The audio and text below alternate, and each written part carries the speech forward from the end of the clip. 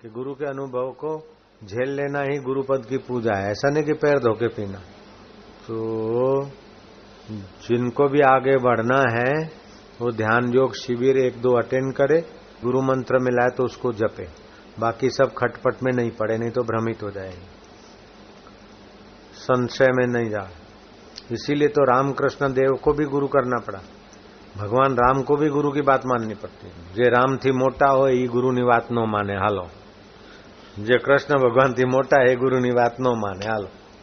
हे भगवान, व्यतीत दिनों के श्रम से आप श्रमित हैं और आपका शरीर अति कृश सा हो गया है। देखो कितना ख्याल करते हैं गुरु जी का शिष्य, कि आपने इतने दिन बीते हैं परिश्रम से, आपका शरीर कृश हो गया है, खान पान शयन में अस्त व्यस्तता हो गई। तो गुरु जी आपका परिश्रम देख के हमको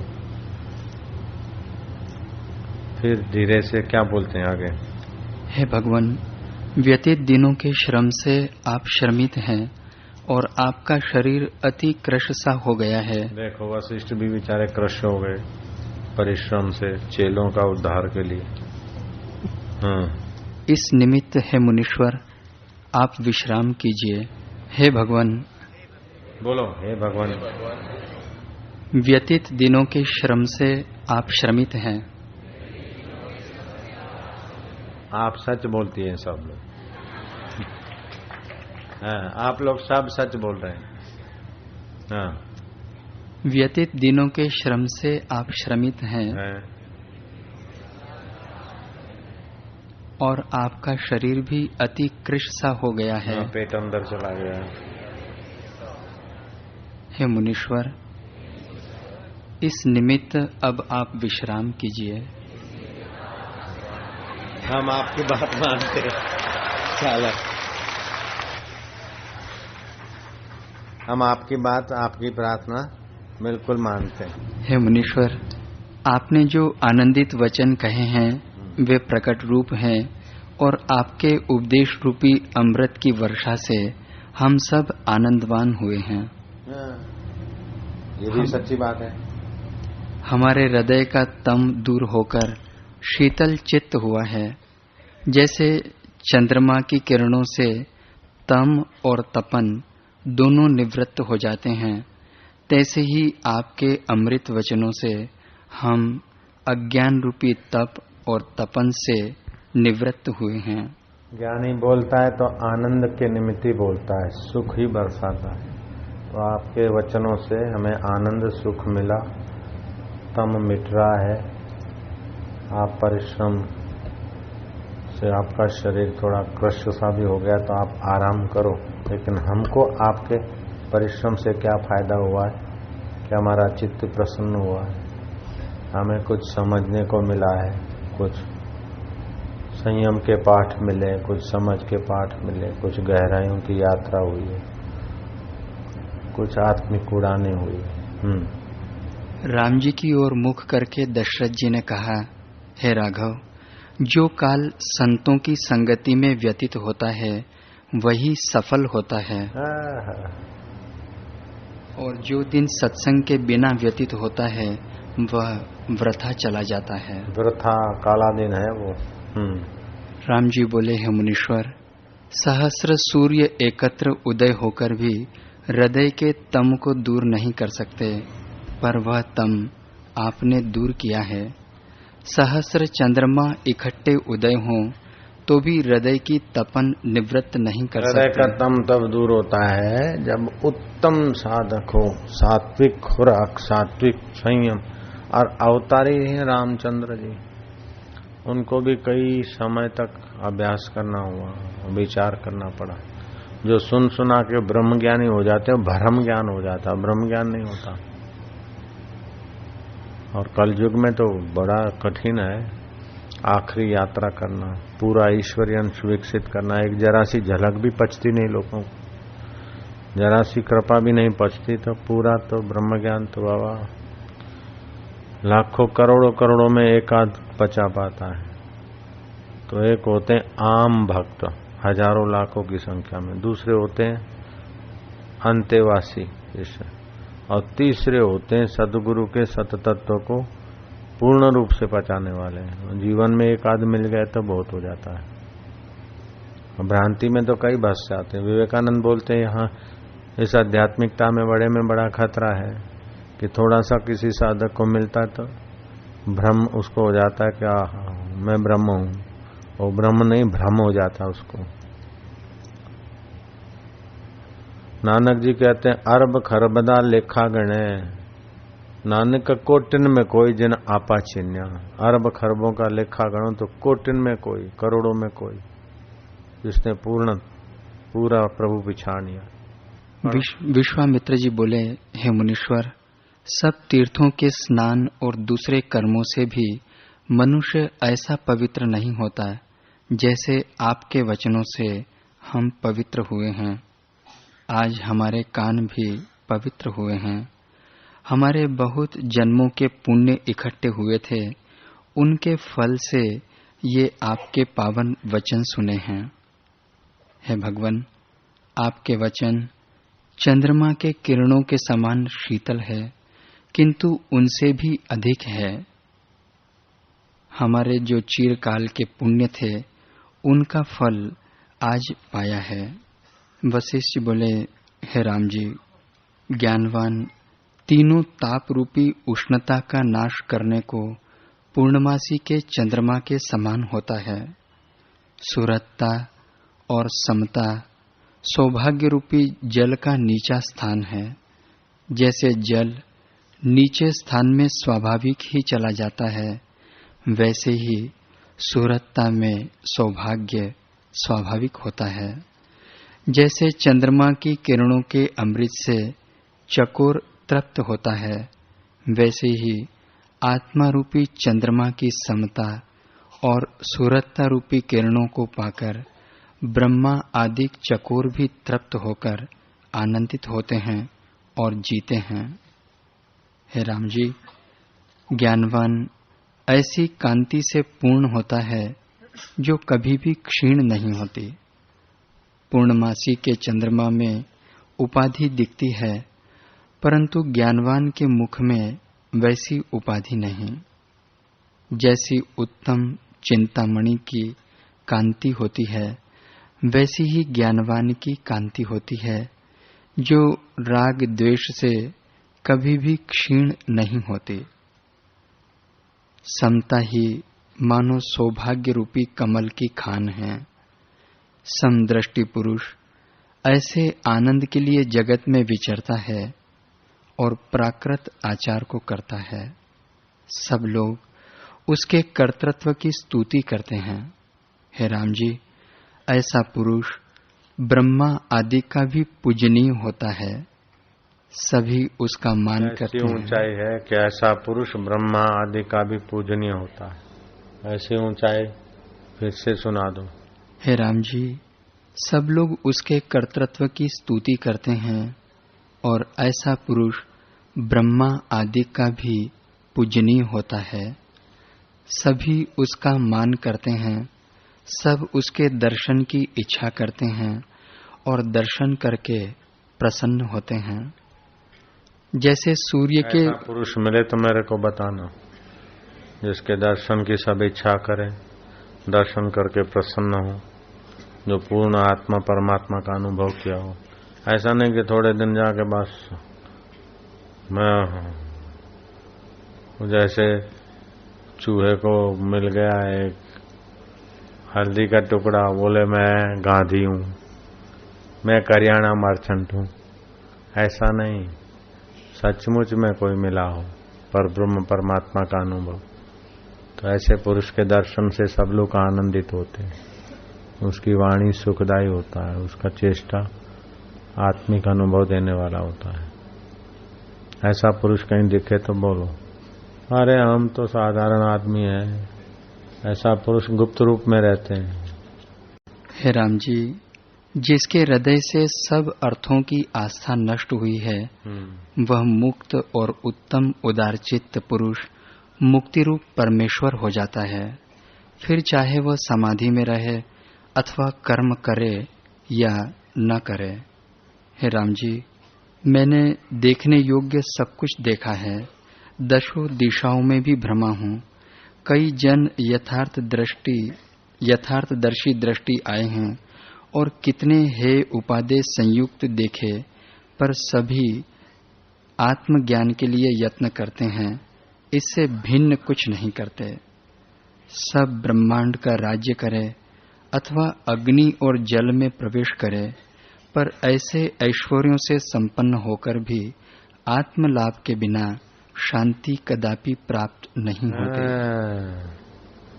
सारे ब्रह्मांड का राज्य मिले, भारत का तो क्या, फिर भी आत्म शांति के बिना, आत्मलाभ के बिना शांति नहीं मिलेगी। अमृत उसको बोलते हैं जो मृतक पर पड़े ना, बंदर मरे हुए थे, अमृत की वर्षा हुई तो जिंदे हो गए। ऐसे सुख उसको बोलते हैं कि दुख पे पड़े तो दुख भी सुख हो जाए। तो जैसे अमृत मृतक पर पड़े तो मृतक जिंदा हो जाता है, ऐसे ही जिसको अमृत पान करने को मिले उसका फिर दुख रहता ही नहीं, उसके चित्त को शोभ नहीं, दुख नहीं होता। हे राम जी, जितने भी तेजस्वी बलवान हैं उन सभी में तत्ववेत्ता उत्तम है। उसके आगे सब लघु हो जाते हैं और उस पुरुष को संसार के किसी भी पदार्थ की अपेक्षा नहीं रहती, क्योंकि उसका चित्त सत्य पद को प्राप्त होता है। हे राम जी, जिस पुरुष की आत्म पद में स्थिति हुई है वह सबसे उत्तम हो जाता है। जैसे उत्तम, हाँ जी, जैसे सुमेरु पर्वत के निकट हाथी तुच्छ सा भासता है, तैसे ही उसके निकट त्रिलोकी के सारे पदार्थ तुच्छ भासते हैं। वह ऐसे दिव्य तेज को प्राप्त होता है जिसको सूर्य भी प्रकाश नहीं कर सकता। वह परम प्रकाश रूप, सब कलनाओं से रहित अद्वैत तत्व है। हे राम जी, जिस पुरुष ने ऐसे स्वरूप को पाया है उसने सब कुछ पा लिया है, और जिसने ऐसे स्वरूप को नहीं पाया उसने कुछ भी नहीं पाया। ज्ञानवान को देखकर हमको ज्ञान की वार्ता करते कुछ लज्जा नहीं आती, और जो उस ज्ञान से विमुख है, यद्यपि वह महाबाहु हो तो भी गर्दभवत है। गर्दभ माना डोंकी, महाबाहु है, महाविद्वान है, महाप्रसिद्ध है, महाधनवान है, लेकिन आत्मा परमात्मा का ज्ञान और सुख में रुचि नहीं तो गर्दभ है, संसार का बोझा उठा उठा के खप जाएगा।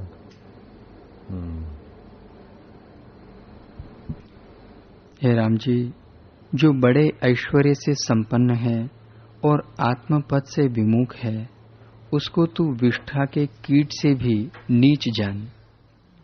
जीना उन्हीं का श्रेष्ठ है जो आत्मपद के निमित्त यत्न करते हैं, और जीना उनका वृथा है जो संसार के निमित्त यत्न करते हैं। हे राम जी, जो संसार के लिए यत्न करते हैं, नश्वर चीजों के लिए, उनका जीना व्यर्थ है। मोघसा मोघ कर्मा मोघ ज्ञान विचेतसा, उनका सारा ज्ञान व्यर्थ हो जाता है, सारा जीवन व्यर्थ हो जाता है, सारे कर्म व्यर्थ हो जाते हैं, क्योंकि वो नश्वर के लिए ही करते हैं, अनित्य के लिए करते हैं। इसलिए उनका सारा ज्ञान, सारा कर्म मोघसा मोघ कर्म, मोघ ज्ञान विचेतसा, कृष्ण ने कहा। शाश्वत के लिए जो करते हैं वही धन्य है। हे राम जी, चित्त में जो राग रूपी मलिनता है उसे जब वैराग्य रूपी झाड़ू से झाड़िए तभी चित्त निर्मल होगा। जब स्नेह रूपी संकल्प फूरता है तब भाव अभाव रूपी जगत फैल जाता है। जैसे जल में तेल के बूंद फैल जाते हैं, और जैसे बांस से अग्नि निकलकर बांस को दग्ध कर देती है, वैसे ही मन के संकल्प उपजकर इसी को खा जाते हैं। हे राम जी, आत्मा में जो देश काल पदार्थ भासित होते हैं, यही अविद्या है। पुरुषार्थ से इसका अभाव करो। राम जी ने पूछा, हे मुनीश्वर, जिन चार भागों से आत्मपद प्राप्त होता है वह काल का क्रम क्या है? मुनीश्वर बोले, हे राम जी, संसार समुद्र के तरने को ज्ञानवानों का संग करना और जो विकृत निर्वैर पुरुष हैं उनकी भली प्रकार से टहल करना, इससे अविद्या का अर्ध भाग नष्ट होगा। तीसरा भाग मनन करके और चतुर्थ भाग अभ्यास करके नष्ट होगा है, पर जब जागता है तब उसे भ्रम जानकर देखो बहुत सार बात आ गई इसमें कि मनुष्य जीवन दुर्लभ है, लेकिन जवानी में बुढ़ापे में तो अंग जर्जरीभूत होते हैं। बुढ़ापे में जर्जरीभूत होते उसके पहले ही जवानी में भी होते हैं। जैसे बारिश के दिन में है, पाचन तंत्र कमजोर होता है और रोज खाता है उतना खाता जाएगा तो फिर शरीर टूटने लगेगा। फिर भी सावधान नहीं हुआ तो बुखार आ जाएगा, और बुखार आया तो फिर इंजेक्शन ले लिया तो वो अजीर्ण का रस कच्चा रह गया, वो आगे चल के बीमारियां करेगा। तो शरीर टूटता है तो उपवास, भूख कम लगती है तो अदरक और शहद का मिश्रण करके संत कृपा चूर्ण डाल के गुनगुना पानी करके, तो ये सीजन ऐसा है कि थोड़ा खुराक को कम करना चाहिए, हफ्ते में एक आधा उपवास करना चाहिए।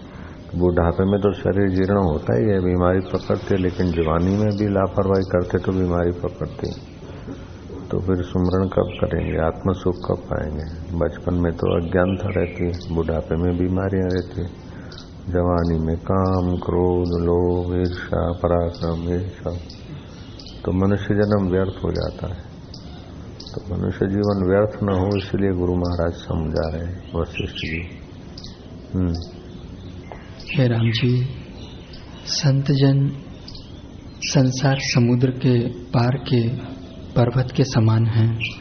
जैसे जहाज के आश्रय से समुद्र के पार होते हैं, वैसे ही संतजन संसार समुद्र से पार करने वाले हैं।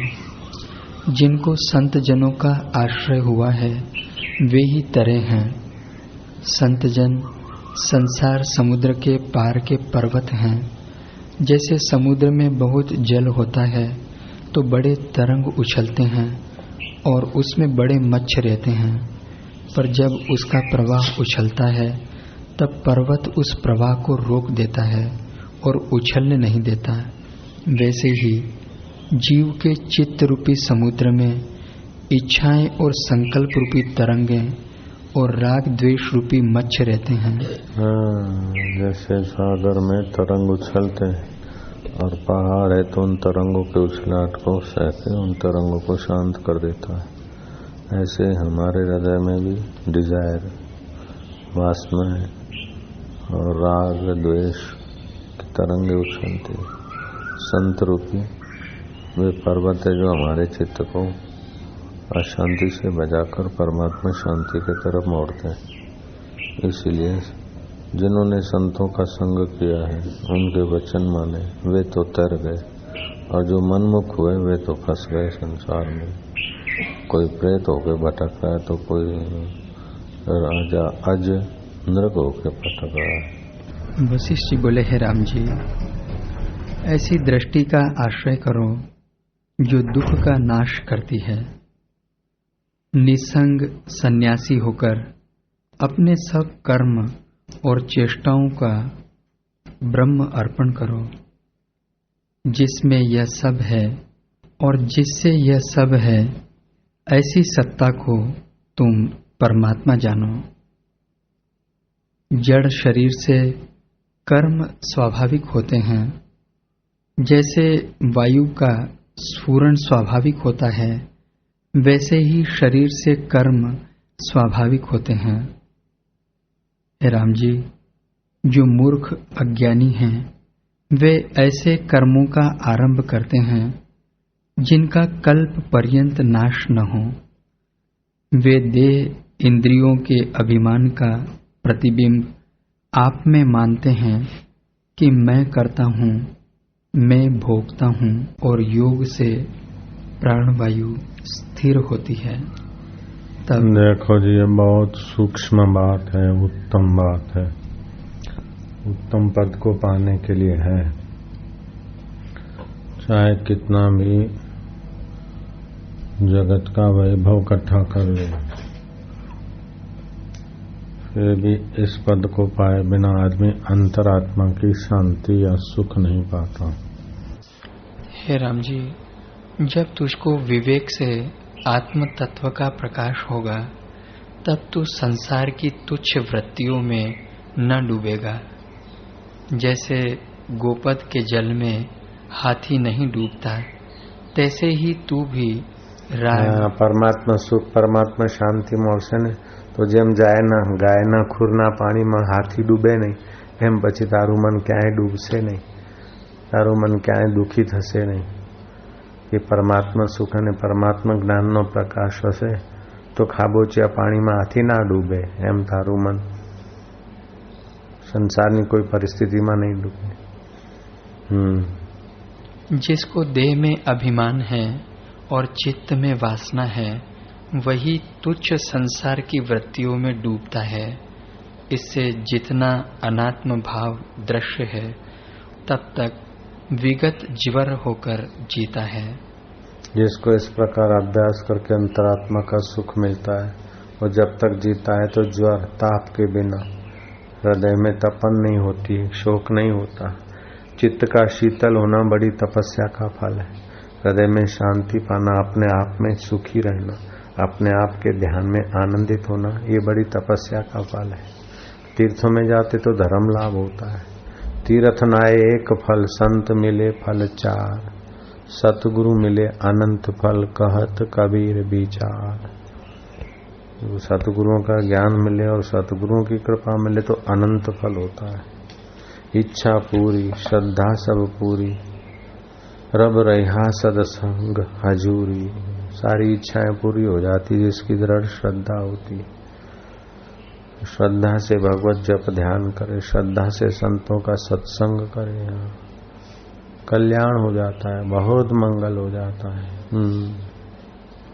हे राम जी, कोई पदार्थ श्रेष्ठ नहीं, न पृथ्वी का राज्य श्रेष्ठ है, न देवताओं का रूप श्रेष्ठ है, न नागों का पाताल लोक श्रेष्ठ है, न शास्त्रों का पठन मनन श्रेष्ठ है, न काव्य का जानना श्रेष्ठ है, न पुरातन कथाक्रम वर्णन करना ही श्रेष्ठ है, और न बहुत जीना श्रेष्ठ है, न मूढ़ता से मर जाना श्रेष्ठ है, न नरक में पड़ना श्रेष्ठ है, और न इस त्रिलोकी में और कोई भी पदार्थ श्रेष्ठ है।